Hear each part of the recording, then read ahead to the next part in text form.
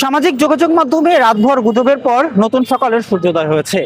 আমরা গতকাল রাতভর দেখেছি যে কার্যক্রম নিষিদ্ধ আওয়ামী লীগ ও তাদের সহযোগী অঙ্গ সংগঠন যেগুলো অন্তর্বর্তী সরকার নিষিদ্ধ করেছে, সেই সংগঠনের নেতাকর্মীরা রাতভর আগুন সন্ত্রাস এবং কমপ্লিট শাটডাউনের সফলতার গুজব ছড়িয়েছে সাধারণ মানুষকে আতঙ্কিত করার জন্য।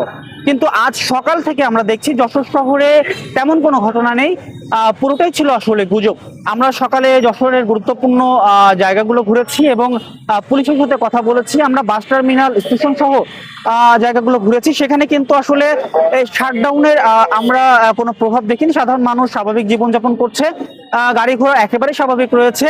আমরা টার্মিনালে কথা বলেছি, সেখানে কিন্তু আমরা জানতে পেরেছি যে দূরপাল্লার গাড়ির কিছুটা স্বল্পতা থাকলেও স্বল্প পাল্লার গাড়ি কিন্তু স্বাভাবিকভাবে চলাচল করছে। এছাড়াও পুলিশ সতর্ক অবস্থানে রয়েছে বলেও কিন্তু আসলে পুলিশের পক্ষ থেকে জানানো হয়েছে। এছাড়াও আমরা সকাল থেকে দেখেছি যে আর্মি সেনাবাহিনী সহ যৌথ বাহিনীর যে টহল সেটিও কিন্তু যশোরে দেখেছি। পুলিশের পক্ষ থেকে বলা হচ্ছে যে আজকের এই 2 দিনের কমপ্লিট নিষিদ্ধ ঘোষিত সংগঠনগুলোর কমপ্লিট শাটডাউনের যে ডাক এসেছে সেটিকে প্রতিরোধ করার জন্য যশোরের আইন শৃঙ্খলা তৎপরতা বৃদ্ধি করা হয়েছে, গোয়েন্দা নজরদারি বাড়ানো হয়েছে।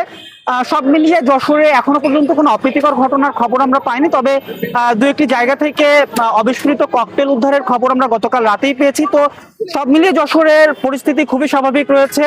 কার্যক্রম নিষিদ্ধ আওয়ামী লীগের ডাকা যে শাটডাউন সেটির এখনো পর্যন্ত কোনো প্রভাব আমরা লক্ষ্য করিনি এবং সবকিছু এখনো পর্যন্ত স্বাভাবিক রয়েছে। তো এই ছিল যশোরের সর্বশেষ পরিস্থিতি।